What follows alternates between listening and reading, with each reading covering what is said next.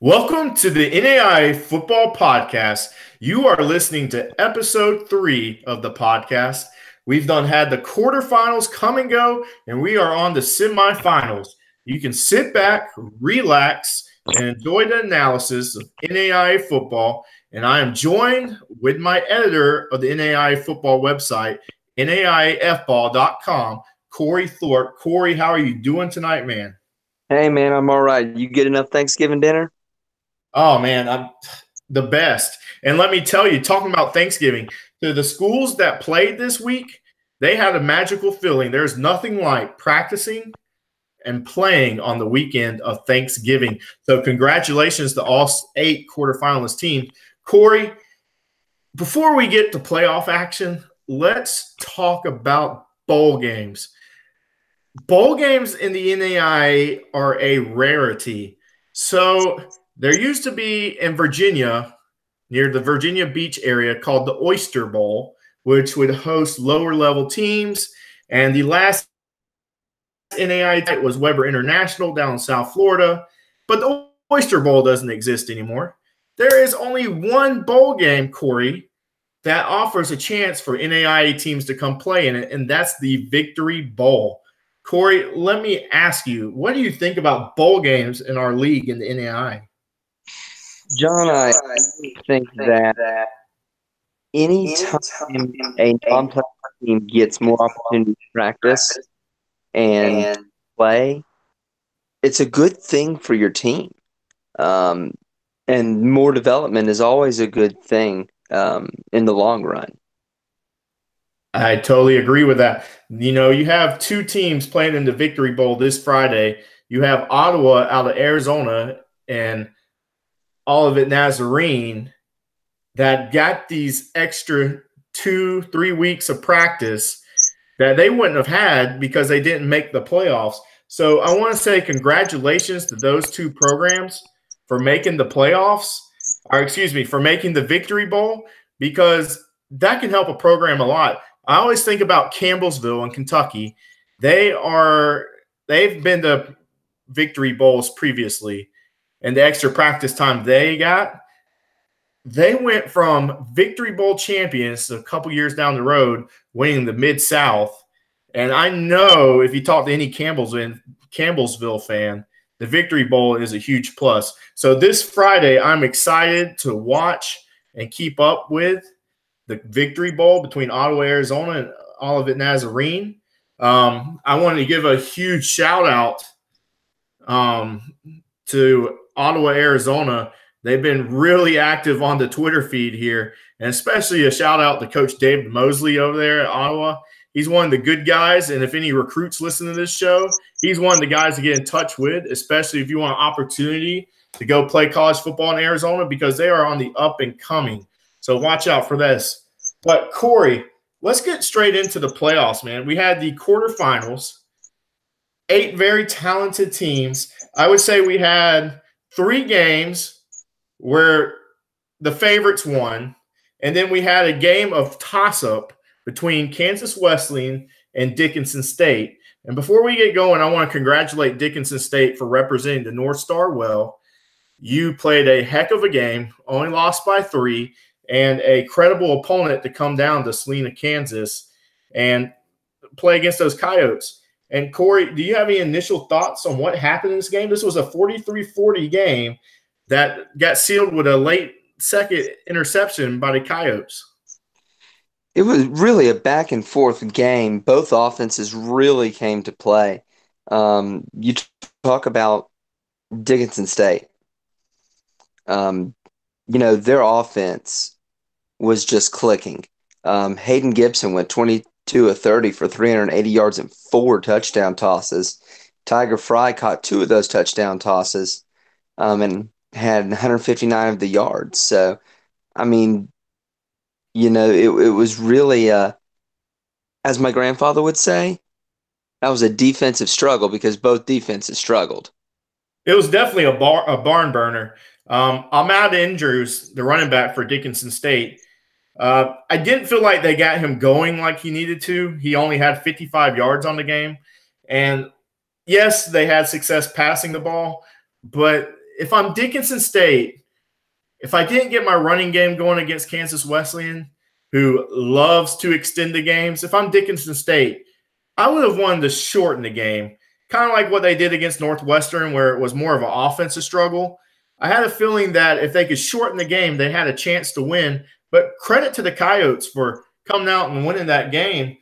Uh, we had a direct message, Corey, about one of the game balls that should go to, and that's DeMarco Pruitt. And I mentioned on the podcast that this Kansas Wesleyan running back needed to be fed the ball over 30 times for them to win this game. And that's exactly what they did. He had 34 carries. They fed that beast. He had 185 rushing yards for 3 touchdowns with a long of 54. You know, watching the replay last night, Corey, that was their game plan. They were going to play some smash mouth football, even though they like playing out the spread. You know, there's a misconception. Spread teams aren't physical. Well, if you go to Salina, Kansas, Kansas Wesleyan, you're going to be physical out of that spread. So, Corey, what would you think of DeMarco Pruitt's performance and the game plan that Kansas Wesleyan had? Just watching it like you did, their game plan was phenomenal. Um, I love watching their offense, all the jet motion and all the eye candy really makes it difficult for opposing defenses to know exactly where the ball is going. Um, the one thing that really struck me, though, um, and I don't know if the coaching staff at Kansas Wesleyan said, "Guys, enough is enough. We are done with this. We are putting Dickinson State away." But John, that's what they did. They went on a 17 play, 75-yard drive and ate 6+ minutes off the clock, ending with a DeMarco Pruitt touchdown. Um, and at that point, Dickinson State didn't have any time to do anything with. That's right. They had 46 seconds left in the game. And, you know, what happened there, Corey, and this is my opinion, like you said, there's not much left to do. Even the best offenses in all of football would have trouble going down there 46 seconds. We hear about Tom Brady and see him and witness him all the time. Even Tom Brady has trouble going down with 46 seconds. It was almost an impossible situation. And then you had a playmaker like Dakota Anderson. You know, he sealed the game with the interception. And Corey, before we get on to this even more, okay, I would like to play on the podcast the voice of the Kansas Wesleyan Coyotes, Pat Strathman, excuse me, and play his call, his unbelievable call. If this doesn't get you excited for NAIA football, I don't know what will. But let's go ahead and listen to Pat and how this game ended and the excitement in his voice as the Coyotes are heading to the semifinals of the NAIA. 3rd and 20, 2-step drop. He's it up in the air, wobbly ball. It's picked by Dakota Anderson. Takes on near side to the 30 and roped down with 16 seconds to go. Brad Coombs got the stick on Hayden Gibson as the Coyotes get the game sealing. INT. Start celebrating, Coyote fans. Start celebrating. Your Coyotes are going to the NAIA National Semifinal round after a win over the. So I hope that the listeners were able to hear that audio there. Pat did an amazing job on the call, and you can hear the fans around him going absolutely crazy. He says, start celebrating, start celebrating. Well, you could tell people are already celebrating around him. And shout out to Salina, Kansas, you know, the hometown for Kansas Wesleyan, for putting on 3 straight playoff games, I believe now. They're going to be putting on 3 straight playoff games. They already put on 2. And, Corey, I don't know if you know this, but it takes $30,000 to put on a home playoff game for an NAIA school. Did you know that? I saw that you had retweeted that there. That's you just hope that the benefits are worth spending the 30K there each game, and you think they are, because hopefully what the schools are getting out of it is the publicity of being in the playoffs, and even if it doesn't pay for itself with tourism and hotels and rear ends in the seats, the kids that are out there that are getting recruited by these schools, they see that. That's right. And And Kansas Wesleyans. Go ahead, Corey. I'm sorry. Go ahead.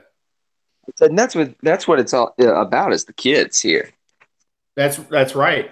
It is 100% about the kids, and that's what Salinas, Kansas came to do. The businesses came and covered and sponsored that 30,000. So shout out to them, and because the Coyotes haven't had this, they haven't had the experience of hosting 3 straight playoffs. So that city came and responded well. So shout out to them. So we have Kansas to the semifinals. Moving on to the next game, we had a surprising one, in my opinion. We had the Concordia Cardinals out of Ann Arbor, Michigan, versus the Benedictine Ravens. And Corey, this one kind of blew my mind. I was riding high on Concordia, as anyone should, okay? They had an impressive first-round showing by jumping on Reinhardt fast. And I had a feeling that Concordia had a chance to jump out on Benedictine fast, but it was totally the opposite, Corey. They came out flat in the first half, and then next thing you know, Benedictine is 37-0 at halftime. And even in the third quarter, they came out flat. Concordia did. It was 44-0, Corey, until Concordia could start battling back. And by that time, Benedictine put out the white flag for them. They had backups in, and Concordia did not score until 44 unanswered points. Corey, tell me something about this game and the surprise it was. Just straight out domination from Benedictine. I mean, look, you picked against Benedictine for the first couple rounds, John. I think you got to have another thing coming after trying to get these Ravens out of the playoffs for 2 weeks now. Man, and you're right, Corey. The Ravens and Coyotes of Kansas Wesleyan have been proving me wrong. And I'm here to eat my crow tonight. Speaking of a team of Ravens, here to eat my crow. But go ahead. I said, you're going to eat your Raven tonight? Eat my Raven, nutritional value. But, Corey, I know you were very impressed with the passing game of Benedictine from what we saw. Anything you like to put on that? Schaefer Shoots. And if I mispronounce your last name, Schaefer, I apologize there. But, man, 13 of 15.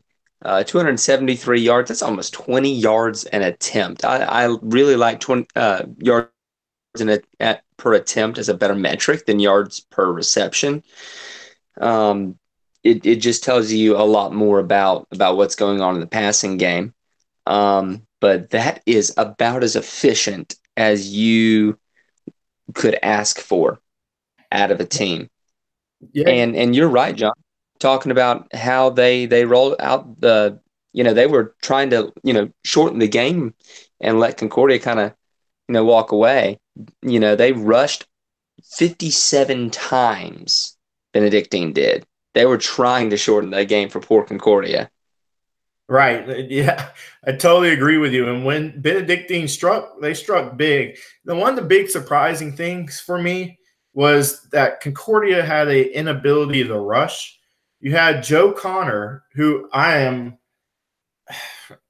don't want to say I have a man crush on the kid, but if you've seen the dude play, he looks like a man amongst boys. But Concordia couldn't get him going at all. Had 18 attempts for 82 yards, and that is his second lowest total on the year. And for Concordia to win big ball games, that's just something that couldn't happen, having him have low production. And his longest run was 47 yards. So over half of his yards came on one run, Corey. And you're not going to win if you're Concordia if you can't get a guy like Joe Connor going. So we have Benedictine moving on to the next round. They are traveling, but they stay within state. They're going to the Coyotes of Kansas Wesley, that later. But let's go ahead and move on to the next game. We had Morningside hosting St. Xavier. And we all know Morningside is stampeding as hot as a team in any small college division right now. Not even NAIA. I would pick Morningside against some FCS teams right now. They are that good. And Corey, I thought when St. Xavier was coming over, they're from the mid-states where that's a football association that plays great defense. I thought that St. Xavier would put up a better fight than Rocky Mountain did last week. And I was totally wrong. Morningside was so focused in, and they did nothing different. Morningside, they basically worked on themselves, honed their own craft. And if you follow me on Twitter, I posted some gifs of Morningside, and what impressed me, Corey, one word: physical. The Morningside Mustangs are physical. They will come out and straight up hit you in the mouth. Corey, I'll let you go ahead, man. Give us your take. We talk a lot about the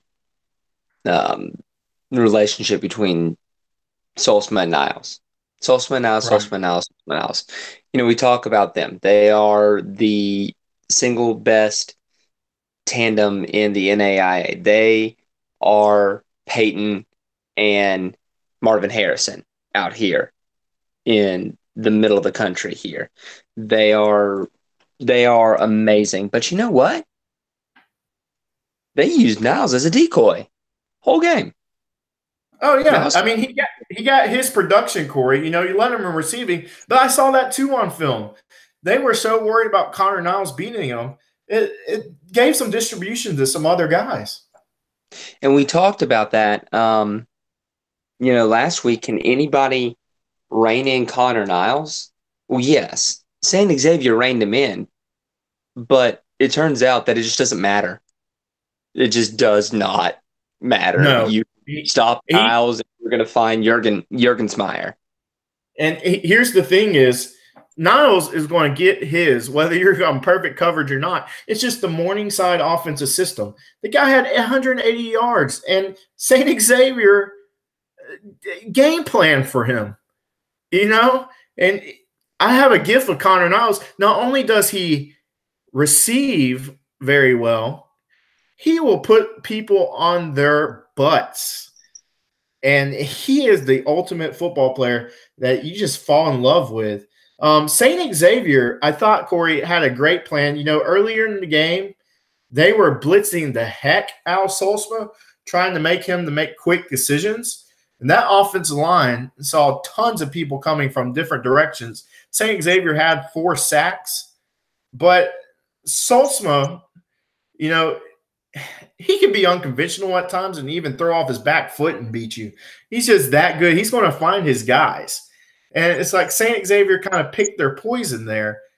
But Morningside is absolutely stampeding. And then you had Ponder, AP, back there in the backfield for Morningside. Another 100 rushing yard game. St. Xavier, you had a great season. You won your division of the Mid-States Football Association. Great season. It wasn't long ago St. Xavier was the champions of NAIA. And, the Catholic school outside Chicago or inside Chicago, they'll be back. I have no doubts about that. They'll be back. And the fact that they made it to the quarterfinals, I thought when they were one of the weaker teams in the field, great season from them, but no one's getting in the way of Morningside until the next round. And their next round opponent is St. Francis, who had a very competitive game against Baker yesterday, Corey. Baker comes out the gates and has a 7-0 lead in the first quarter. And Baker surprised Bethel, the 3 seed, in the first round. So here we go, seeing Baker winning 7-0 after the first quarter. Corey, did you have any initial thoughts on the Baker Wildcats out of Kansas? Well, the clock struck midnight for them, for their Cinderella story. The St. Francis defense was just too much. 5 sacks for St. Francis, limited Baker to 5 of 17 on third down. and I believe 2 forced fumbles if I remember the stats correctly. I'm not looking at the box score right now, but yeah, the bell of the ball, their time was up, and unfortunately, they got to go to St. Francis, and St. Francis turned them back into a pumpkin. It's funny hearing Baker as a Cinderella after they've had success in the NAIA, but you're right, Corey. This year they were absolutely Cinderella. They go up and beat one of the best Bethel teams of all time in that school's history, and then they're going up against back-to-back defending champions. They were absolutely Cinderella. And you're right, it struck midnight. But to go to St. Francis, let's put the focus on them a little bit. St. Francis fans and that program have to be a little worried for next round as they're going to Morningside. They did not play their best ball game, in my opinion, Corey. Matt Crable, he wasn't very efficient yesterday, 11 of 26. And while he's not asked to do extraordinary things, he has to be more efficient than what he was yesterday for them to have a chance against Morningside. But the defense of St. Francis, that's the backbone. And we all know, Corey, these guys aren't back-to-back champs for no reason. This defense has won them the first 2 rounds. They suffocated Grandview last week. And now this week, in my opinion, they won the game for them. The last 2 quarters, they finished the game with giving up only 10 points. And, Corey, you had a game ball I think you wanted to give out to one of the St. Francis defenders? Yeah, definitely. Looking at you, Mitchell Thornberry, going to go with the big fella, the D lineman. D linemen don't get the game ball too much, do they, John? No, not at all. And, I mean, the only thing worse of notoriety than an offensive lineman is a defensive lineman. Linemen don't get enough love, but they're the reason they win. And St. Francis, defensive linemen are just as much as a backbone as any other position. So I'm with you there. It's going to be interesting. Go ahead. Listen to the stat line. 8 solo tackles, 1 assisted tackle, 1 sack, 2 tackles for yard, 2 tackles for loss, 1 forced fumble, and the big man returning a fumble 75 yards. That has to be a sight. Oh, yeah. If you want to, NAIA fans, you can go back. St. Francis does a marvelous job of streaming their games.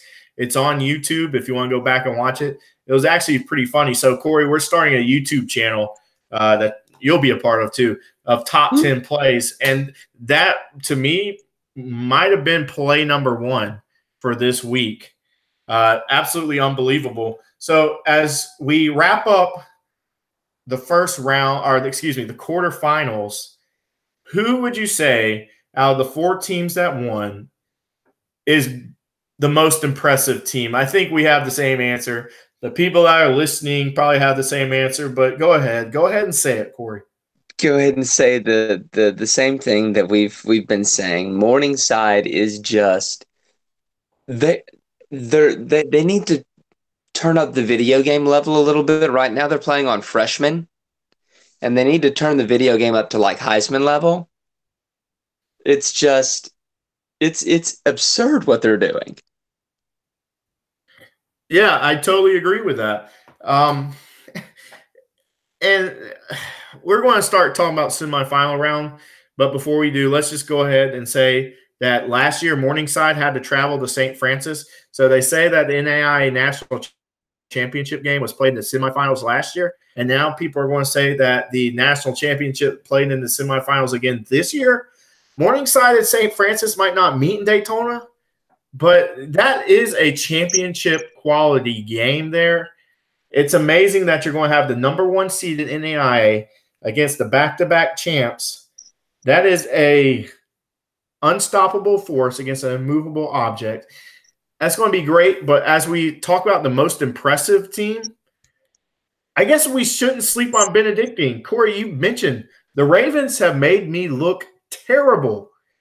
Why am I doing this podcast, Corey? They are making me look awful. they have came out each week and proven themselves. The domination they gave this past week, I can tell you one thing, Corey. I'm not sleeping on Benedictine this week. And if they make it to the national championship game, either against St. Francis or Morningside, it's going to be tough to pick against them. I mean, they will jump on you fast, as shown as last week, and dominate. So, Corey, let's go ahead. Any closing remarks before we go on to the semifinals? Not particularly. I'm really excited to see what we get out of this week. There's a lot of good football played in the quarters, and the games are just going to get better from here. I agree, Corey. So let's go ahead and let's hop into it. The semifinals matchup. We have Benedictine traveling to Salina, Kansas, and Selena's going to have to put up the $30,000 again, which they will easily do because they love Coyote football. You have Benedictine traveling to Kansas Wesleyan. Corey, do you have any initial impression of that game? Both teams have shown an ability to score. Benedictine put up 50 last week. Kansas Wesleyan put up mid-40s last week. Both teams are going to be able to score. The question is, who is going to make the most stops? Who is going to get the other team out of their rhythm, out of what they want to do? I totally agree with that. And let's just go ahead and call the elephant out in the room. And I love it when Kansas Wesleyan proves me wrong. And I'm basically their Lee Corso, Corey. If I pick them, that would just be bad juju on their part. So Kansas Wesleyan, be glad I'm not picking you. Go ahead and give me that crap on Twitter again. I love it. Keep it coming. You guys should be happy. But Corey, it is hard to call a 13-0 team Cinderella. But as we called Baker Cinderella, Kansas Wesleyan is now the Cinderella. And I think in the semifinals game, clock's going to strike midnight. It's going to be interesting to see how they go out and handle Kansas Wesleyan Benedictine.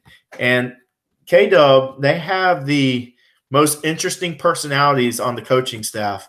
I can tell you right now, those guys are not going to back down from anyone. They fully believe in breaking necks and cashing checks. And those players are buying into that toughness philosophy. But Corey, I think the only way Kansas Wesleyan is going to beat Benedictine is, number one, they have to play their perfect game, and Benedictine has to be off a little bit.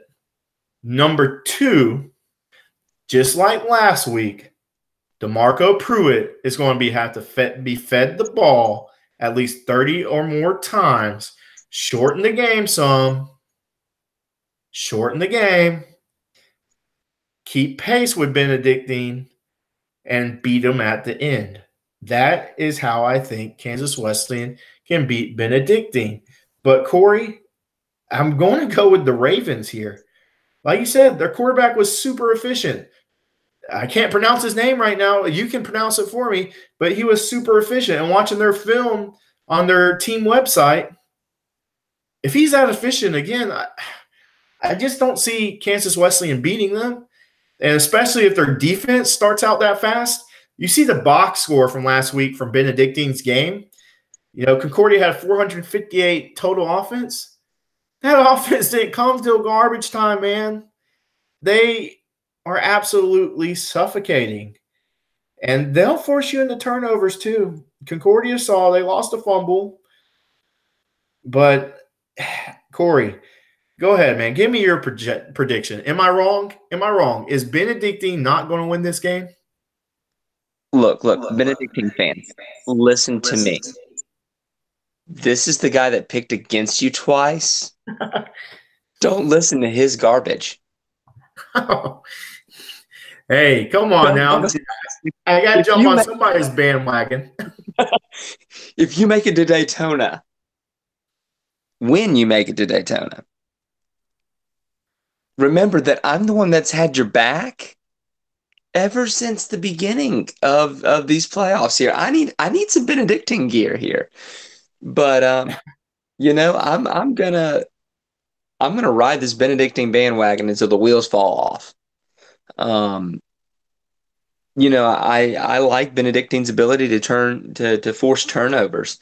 Um, we talked last week about Concordia's quarterback, Roger Engel, and we lauded him for not turning the ball over.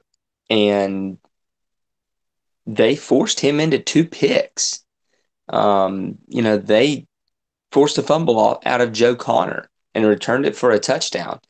Um, when your defense scores, that just makes it that much harder for the opposing offense to be able to keep up with you. So, you know, um, I don't know if you do like a fly Eagles fly, kind of like the Philadelphia Eagles do, but fly Ravens fly. And I hope to see y'all in Daytona. Well, Corey, and I'm going to bring up one more point before we move on. Benedictine stuffed Joe Connor, the guy that looks like he could go play professional football out of the NAIA. DeMarco Pruitt is just as impressive. I don't know how much of chance he's going to stand against rushing against these guys. So it's going to be interesting. Kansas Wesleyan, if you make it to Daytona December 15th, I don't know. You might just have to beat me up or something. I picked against you each time. But and you got to be happy about that, Kansas Wesleyan fans. Each time I pick against you, you win. So it might be some bad juju for Benedictine.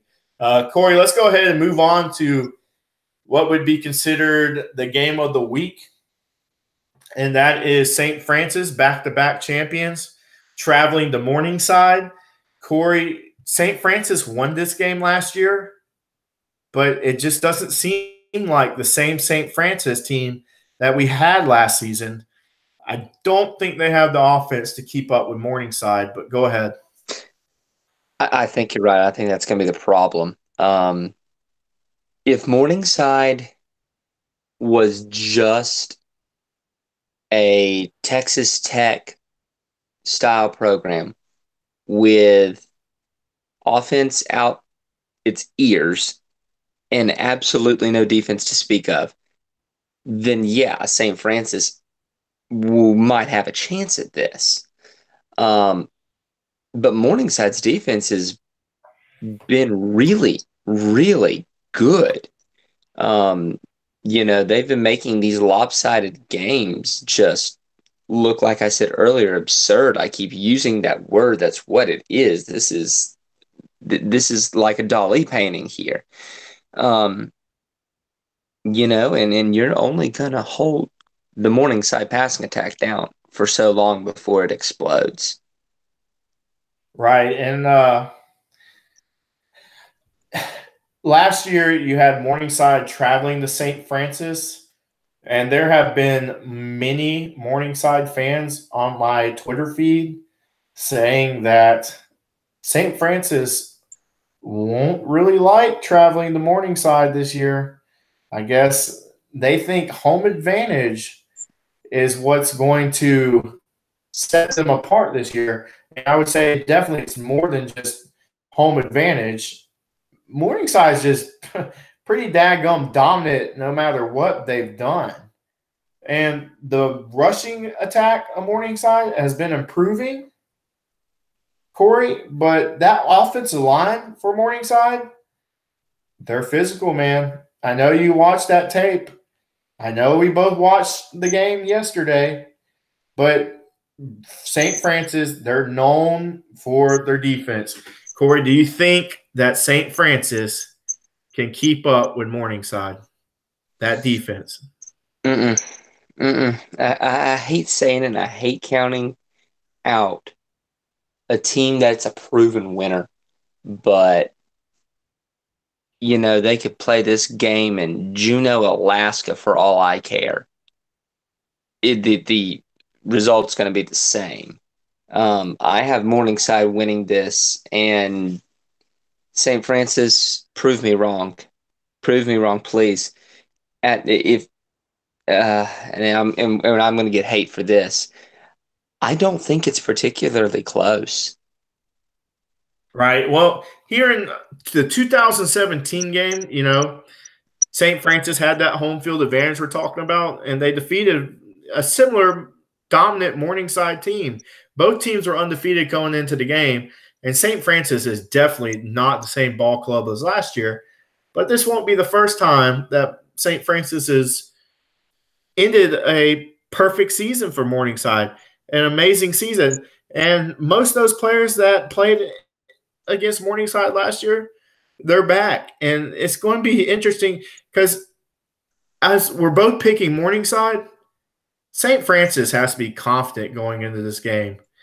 Justin Green, the running back for St. Francis, had a huge game against them last year.